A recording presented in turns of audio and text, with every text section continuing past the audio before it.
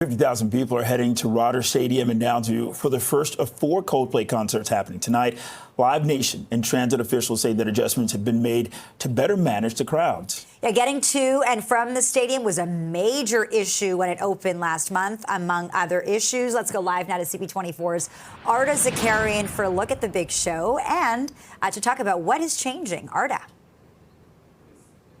Well, this is kind of like take two, you know, when something big is happening, kind of like a movie set. You get another take, you get another chance. Of course, those 50,000 people that exited the last concert weren't very happy. It took them 2 to 3 hours to get out of the stadium itself, and then having to get onto the TTC. There was just too much congestion, too many people crossing the roads. And, you know, a lot of the neighbors, too, are concerned about this because some couldn't even leave their driveway. With me right now is Paul DeProspero, who is the executive director of the Wilson Village BIA. Thank you so much, Paul, for joining us. What have you heard from residents? I've heard from a lot of residents over the weekend and today. Their main concern was the closure of Wilson, and if it was being closed, how much of it was being closed. There was a lot of miscommunication from the Live Nation website to what we were hearing from the city, and it really only got settled this morning. I think most people heard it from CP24 that it was going to be just a small portion of Wilson closed. But businesses were really concerned about that because the hope is really that these people coming to the concerts also frequent our 54, restaurants and cafes on Wilson. And what would you like to see changed? I mean, with this concert here, we're having one tomorrow, Friday, and Saturday with Coldplay. What is the lesson that you hope that Live Nation has learned from all this? I mean, the scramble that I saw today between residents messaging us at the BIA office and businesses being really concerned is that, these things, I think they sold tickets way in advance and they could have lots of time to prepare and communicate with the public, even if they went through City Hall and maybe the councilor's office to communicate.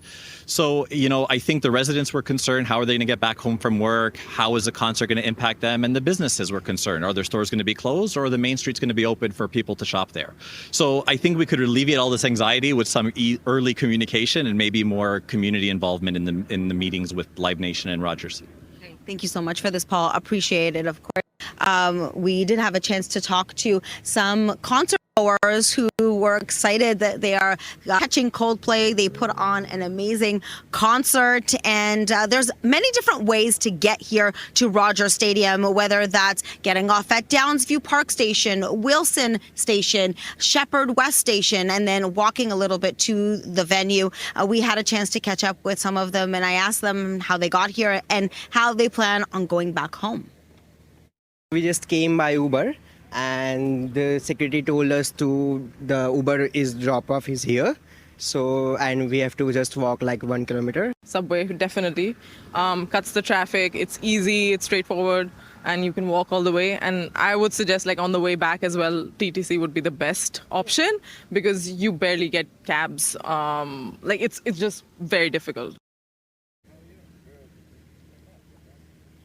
It's not just leaving the concert venue. There's a couple of other hiccups as well. Direct access to washrooms, that was difficult for people to find, as well as getting water. I mean, you're not allowed to bring water bottles inside, so it's $7 for that water. And having access to that, having 50,000 people outside in this heat, water is absolutely a necessity.